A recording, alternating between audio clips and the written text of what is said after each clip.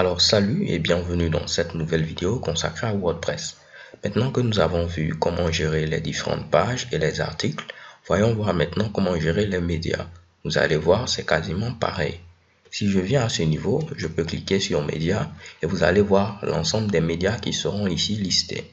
Vous pouvez changer ici l'affichage en cliquant par exemple ici sur ce Mitsubishi. Donc vous aurez ici un autre affichage. Ok, donc si vous préférez ce type d'affichage là, vous pouvez cliquer à ce niveau ou choisir ici cet affichage là. Moi je préfère particulièrement lorsque mes différents médias sont listés comme ceci. Soit dit en passant, lorsqu'on dit médias, ce ne sont pas seulement que des images, ok? Vous pouvez avoir par exemple des documents PDF, vous pouvez avoir des images, vous pourrez avoir des sons, vous pourrez avoir des vidéos, ainsi de suite, ok? C'est vrai que pour l'instant on n'a mis que des images, mais entendez par médias tous ces différents éléments-là. Donc là, on peut faire ici tout ce qu'on avait vu précédemment. On peut faire des actions groupées, on peut également appliquer ici des filtres par date, on peut également appliquer des filtres en fonction ici du type. Donc si je veux afficher que des images, je peux cliquer à ce niveau. Si je veux afficher tous les éléments, ainsi de suite. Maintenant, si vous êtes au niveau de ce mode-là, vous aurez la possibilité d'afficher par exemple que les images, que les sons, que les vidéos et également tous les médias non attachés, c'est-à-dire les médias qui n'ont pas été attachés à des articles. Ok, si je clique sur non attaché, vous voyez qu'on n'a rien, ce qui veut dire que tous nos médias ont au moins été attachés à un article. Si je viens au niveau ici de images et je reviens à cette vue là, vous allez voir à ce niveau, ce média a été ajouté à cet article, ce média a été ajouté à cet article, ainsi de suite. Donc vous pourrez ici par exemple cliquer sur l'article en question et directement le modifier. Donc là, pas de souci. Si je viens à ce niveau, vous pouvez voir mon article sur lequel on a ajouté le fameux média en question. Je vais tenter de descendre et vous voyez ici mes différents Mitsubishi. Je reviens à ce qu'on avait précédemment et pas de souci, on peut continuer. Donc c'est classiquement comme ce qu'on avait vu, hein. On a l'image à ce niveau, on a le nom de l'image, on a l'auteur, on a l'article sur lequel l'image a été ajoutée. On peut détacher ici ce média là sur cet article, c'est-à-dire qu'il ne sera plus attaché.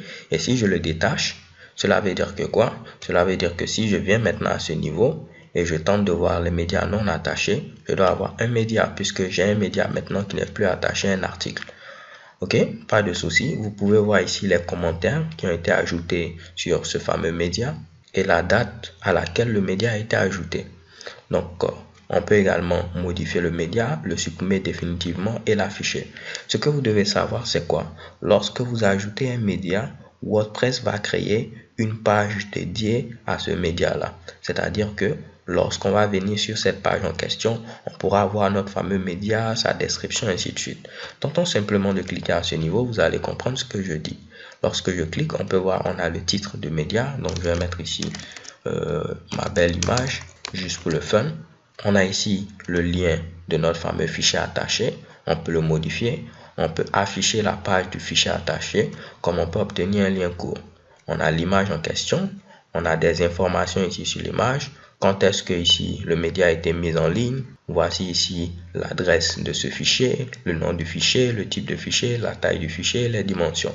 On peut supprimer ce média ou mettre à jour les informations. Comme vous pouvez le voir ici, on a tout simplement une légende, on a un texte alternatif. Donc le texte alternatif, c'est ce qui va apparaître si l'image n'a pas pu être chargée, peut-être pour un problème de connexion, ainsi de suite. Et on peut ajouter une description. Là, je vais mettre par exemple juste une description.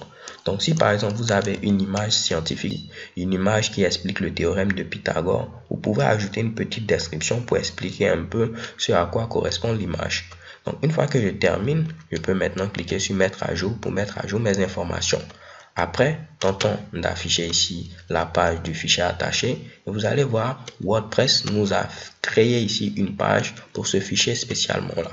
Donc, j'ai le titre, j'ai l'image en question, j'ai ici une description, j'ai ici la date de publication, les dimensions et je peux modifier vu que je suis connecté. Comme vous pouvez le voir, c'est comme une page classique. On peut mettre ici des commentaires. Ok, donc si vous ne voulez pas de commentaires, on a vu comment le faire. Il faudra venir au niveau de options de l'écran, au niveau de discussion.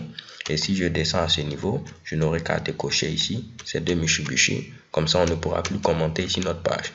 Donc, c'est très intéressant de mettre ici une description pour votre image et tout. Comme ça, si quelqu'un vient au niveau de Google Images et il fait une recherche, théorème de Pythagore par exemple, Google pourra indexer ici votre page et par exemple l'afficher au niveau des résultats. Ok? Donc si j'actualise ici cette page, vous voyez, on n'aura plus de commentaires vu que je viens d'enlever ici les commentaires. Donc pas de souci, on va revenir ici. Ce que vous devez savoir également, c'est que WordPress vous crée ici différentes versions ici pour votre image. Ok, on aura la version miniature, la version médium, ainsi de suite. Si je viens au niveau de réglage, ensuite au niveau de médias, c'est à ce niveau-là qu'on configure les différentes tailles. Comme vous pouvez le voir par défaut, pour la version miniature, c'est 150 pixels en termes de largeur et 150 pixels également en termes de hauteur. Et comme vous pouvez le voir, c'est marqué ici recadrer les images pour parvenir aux dimensions exactes. C'est-à-dire qu'à ce niveau, on aura une image carrée qui sera croppée 150-150, ok? Alors que pour la taille moyenne, c'est ici 300-300. Donc, pour largeur maximale, ce sera 300. Donc, la largeur ne doit pas dépasser 300. Et pour la hauteur maximale, 300. C'est-à-dire que la hauteur ne doit pas dépasser 300. Mais ici, on peut avoir, par exemple, une largeur de 250 et une hauteur ici de 230. C'est pas un problème. Alors qu'ici, on doit avoir forcément 150-150. Donc, l'image sera carrée à ce niveau-là. Donc, si vous n'aimez pas ici cette taille, par exemple, pour grande taille, c'est ici 1024-1024. Si cette taille ne vous arrange pas, vous pouvez les modifier et mettre ici celle que vous préférez. Ce que vous devez savoir également, c'est qu'en fonction du thème que vous utilisez, ce thème aussi peut créer ici d'autres versions de vos images. Ok? Là, c'est marqué également ici, organiser mes fichiers envoyés dans des dossiers mensuels et annuels. En effet, c'est comme ça que WordPress par défaut va organiser ici vos médias par année et par mois. Si vous ne le faites pas, il va les mettre tous ici dans un même dossier. Généralement, c'est pas ce que vous préférez parce que tout sera mal organisé. En effet, si je viens à ce niveau, au niveau du disque C, je vais au niveau de XAMPP, WP, ensuite htdocs, au niveau de WordPress. Normalement, c'est au niveau de WP Content, au niveau de Upload. Vous voyez, vu que c'est organisé par année et par mois, on a l'année ici 2015. Ensuite, on a les différents mois. Donc ici, en mai, voici les différentes images que j'ai eu à uploader. Aucune image.